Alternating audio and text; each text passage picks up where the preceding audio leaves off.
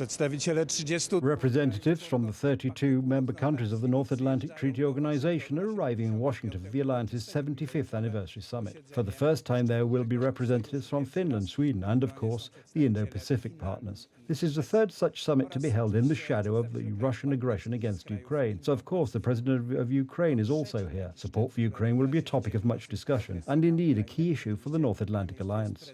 The Jubilee Summit in Washington is the last such event for outgoing NATO Secretary General Jens Stoltenberg. The most successful military alliance in human history. In 1949, the North Atlantic Treaty was signed by 12 countries. Today, NATO's members include 32 countries and 35 leaders of other countries. One of the main topics at the three-day North Atlantic Treaty Organization Summit, which begins today, is the issue of defense spending by alliance members. We will also make decisions for the future on deterrence and defense, ensuring that we have the forces, the readiness, the capabilities we need to continue to deter any aggressor, and also ensure that allies continue to carry their fair share of the burden. At previous NATO summits, it was agreed that alliance members should spend at least 2% of GDP on defence each year. According to the latest figures, after the admission of Finland and Sweden, 23 of the 32 member states do spend such a percentage of GDP on defence. The German military can assume that in the coming years we will always keep our pledge to NATO, amounting to 2% of GDP. Another issue is the continuation of support for Ukraine, attacked by Russia, and the strengthening of the alliance's defences in the east.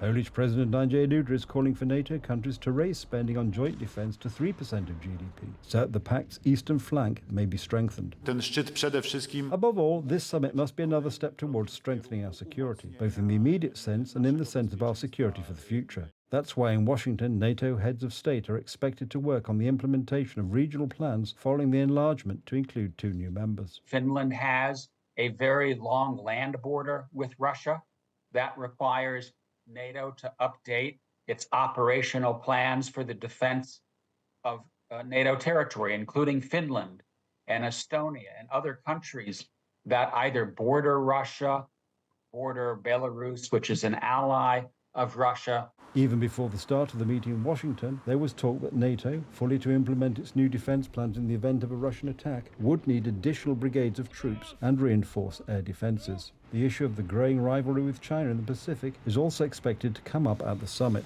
The summit will deepen our extraordinary transatlantic bond and strengthen our shared security. I know that President Biden is proud to host this summit, and he looks forward to marking our historic achievements with leaders from our now 32 NATO allies. We've made outstanding progress in strengthening our deterrence and defense. We built on our progress from previous summits, and we've shown the world that NATO is stronger, larger, and more united than ever before.